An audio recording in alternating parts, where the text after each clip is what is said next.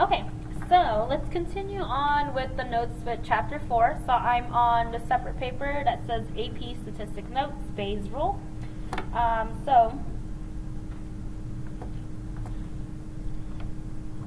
The probability of A given B is equal to the probability of B given A times the probability of A over the probability of B. Okay, so this is what's known as Bayes' rule. It's basically a formula for reversing, so I had a little typo there, so reversing the probability from the conditional probability that you are originally given. Now this same thing, what this formula can do is accomplished by just making a tree diagram, okay? This is just like how we make Venn diagrams to be able to do things like the addition rule and our look at intersections and overlaps and that kind of thing. Okay, so a visual could help us perform these different kinds of problems, and then a visual also just gives us more information. So if I'm looking, this first example tells us an airline offers discounted tickets to customers who buy tickets early, so more than 30 days ahead of time. The company has noticed that 60% of its customers take advantage of the early bird fares, while 25% purchase regular fares and 15% are last-minute customers, less than 48 hours before the flight.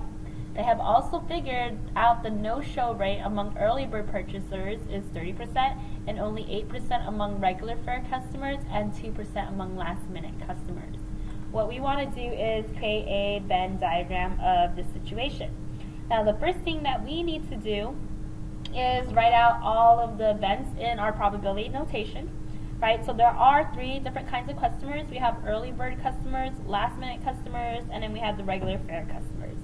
Okay, so I'm going to go ahead and write that down. So the probability that you are an early bird is going to be 60%. The probability that you are a regular fare customer is 25%, right, that's that. And then we have the probability of being a last minute customer, that's 15%, right? So add all of these up together, there's our 100%, okay? And then it gives us more information. So we have figured out the no-show rate among early bird purchasers, regular fare purchasers, and the last-minute customers, right? So what those are, they're basically giving us conditional probabilities, right? So the probability that you are a no-show, so I'm going to put an NS for no-show, given that you are an early bird customer, is 30%. Okay, so that's that first one that they gave us.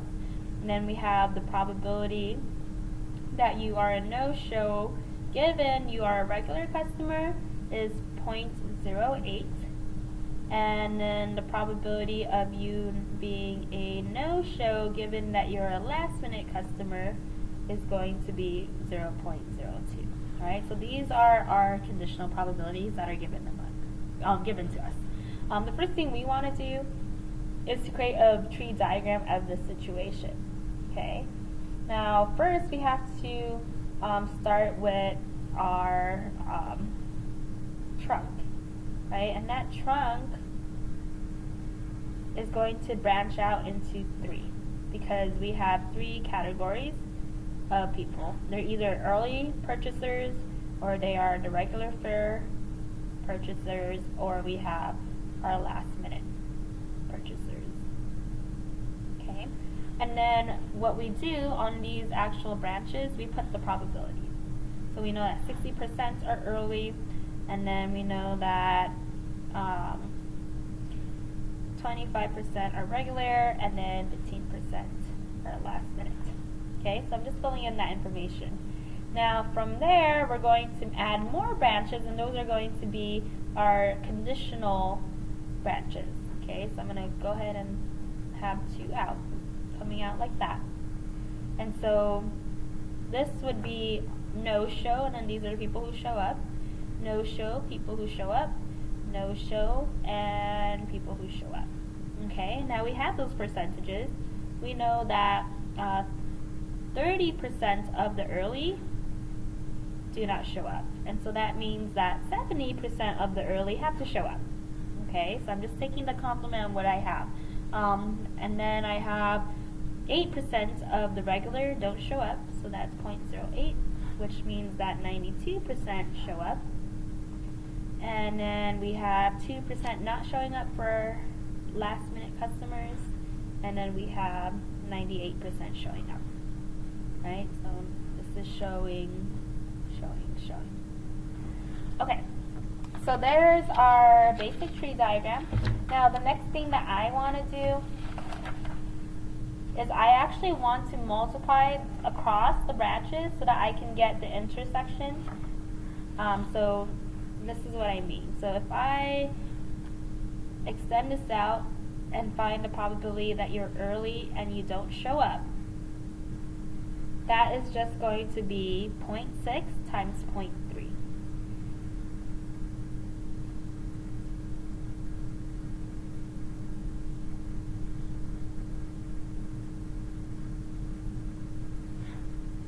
Okay. And that is 0.18. Alright, so I'm just multiplying across the branches. So here, if I want the probability that I'm early and I do show up, that's going to be 0.6 times 0.7. Okay, 0.6 times 0.7, so that's 0.42. For this one, this branch, so I'm going to go through this branch. So the probability that I am a regular fare customer and I don't show up is going to be 0.25 times 0.08. And then you can punch that into the calculator and we get 0.02. And then following this branch, so this is the probability of being a regular fare customer and showing up. That's 0.25 times 0.92. Punch that into the calculator and then we have 0.23. And then last minute, probability of being a last minute customer and not showing up, that's going to be 0.15 times 0.02. That's going to be 0.003. And then finally we have the probability of being last minute and showing up. That'll be 0.15 times our 0.98, and that's equal to 0.147. Okay, so I now have the intersections of each of these, okay? And I have different probabilities. Like if I look at this 0.7 of people showing up given that they're early, right? That's the conditional probability that I didn't originally have. This now maps it out for me, right? Now, the thing to take note of, so with these will all add up to 100%. These individual ones will add up to 100%, and then all of these actually add up to 100%. So try it on your calculator, right? So I'm going to just take this, add all of my intersections together, so 0.08 plus 0.18 plus 0.42 plus 0.02 plus 0.23 plus 0.003 plus 0.147. Oh.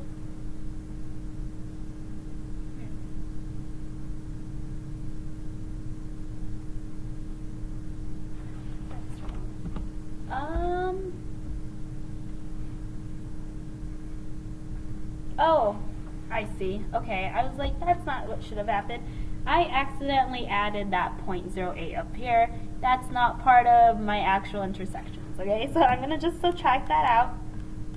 There's the one that I was looking for, right? So this was just given information. Let me just take that away because that's not a part of my tree diagram before I get those confused again. Okay, so like I said, it should add up to 1. And then we're good. Okay, so let's start off with some easy questions for this particular problem. Right, so if I'm looking at this, I have, I want to find the probability of just being a no-show overall. Okay, so the probability of not showing up. Now what I want to do is just go to every single no-show that we have. So no-show, so this is a no-show probability. That's going to be 0.18 plus no show here, so we have the 2% plus not showing up, that's 0.003. And then we add that all together and we have 20.3% of not showing up. Okay. This one's asking what's the probability of being a no-show and a last-minute customer. So I want the probability of being a no-show and being a last-minute customer. And so luckily our tree diagram just did that for us. So here's the last-minute customer, no-show. So the probability of being both of those, 0.003. Okay, and then we have the probability of being a no-show and an early bird customer. So probability of being a no-show and being early. So no-show and being early, that's right here, that's going to be 18%. Okay, so the nice thing about this table is that it gives us all of these probabilities mapped out for us. So problems like these easy ones, we can just literally read it off of our tree diagram. Now I want to actually add some things to our tree diagram, right? So here, this probability, right, all of these are conditional probabilities. So let's just write that down here, right? These are our conditional probabilities. And so how you want to read these probabilities, like this one, right, that was given information. This is the probability that you are not going to show up given you are an early bird customer. This one down here is the probability that you do show up given that you're an early bird customer, right? The given is the previous bench before it, okay? Okay, so I'm going to go ahead and go to our next set of questions, right? So these are a lot harder, so I'm just going to refer back and forth with my tree diagram. Right, so the fourth question, it says, given that you have a no-show in a certain seat, what is the probability of that person being a last-minute customer? Okay, so let's just write that down using our notation. So the probability that you are last-minute given you are a no-show customer, right?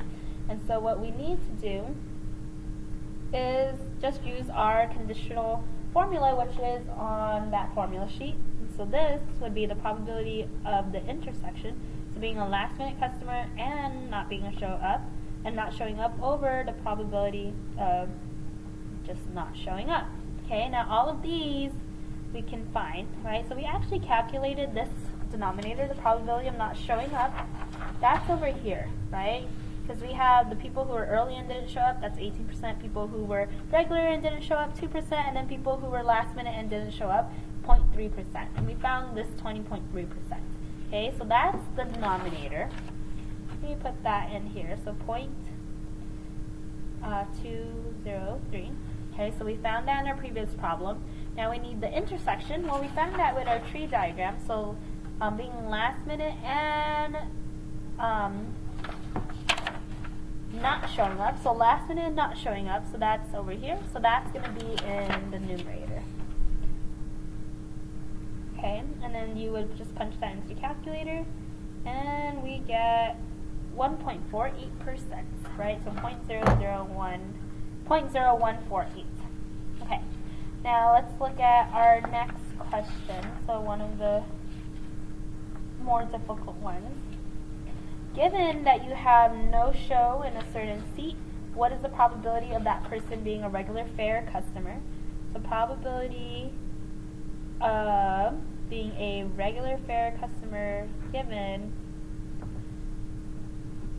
this person's a no-show, right? So again, I'm using my conditional probability. So the probability of you being a regular fare person and not showing up over the probability of not showing up. Now again, we already have that denominator, so that's 0.203. And then this, the intersection between being a regular fare and not showing up, that's over here on this table, so I'm just going to flip this over. So being regular and not showing up, we saw that that was 2%, and so that's what I'm going to put up here. Right, so I'm just applying that same formula again and again, just looking at my tree diagram to get the information that I needed. And then that, once I punch it into the calculator, is going to be 9.85%. Okay, try this next one.